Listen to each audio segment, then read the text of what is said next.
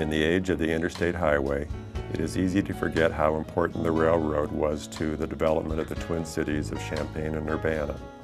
Indeed, Champaign would probably not exist today if the Illinois Central Railroad had instead laid its lines slightly to the east in 1855.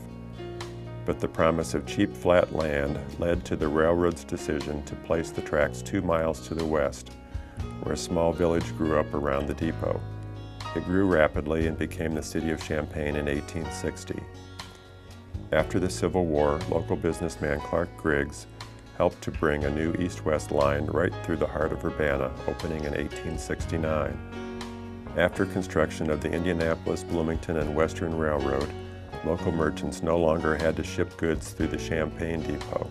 The railroad not only provided Urbana with freight lines, but also helped to bolster the economy by providing nearly 400 jobs during the peak of the industry. Just east of this depot, there was a switching yard and roundhouse called the shops, where railroad workers would service up to 15 engines at once. Along with the roundhouse were machine shops and a massive power plant.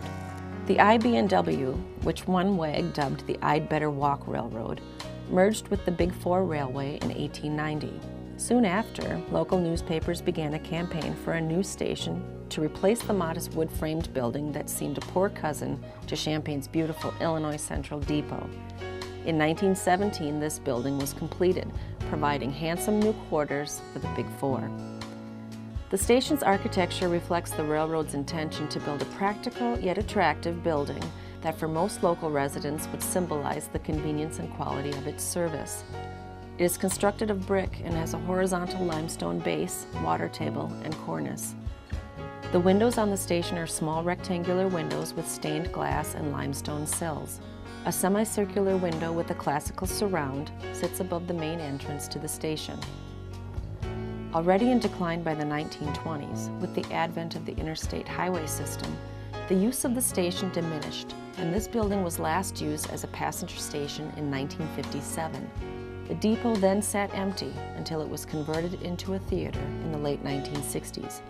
There were other changes, and the rail lines went through several different corporate owners until finally becoming part of Conrail in 1976. Today there are no tracks heading east out of Urbana, and this line is used exclusively for local freight.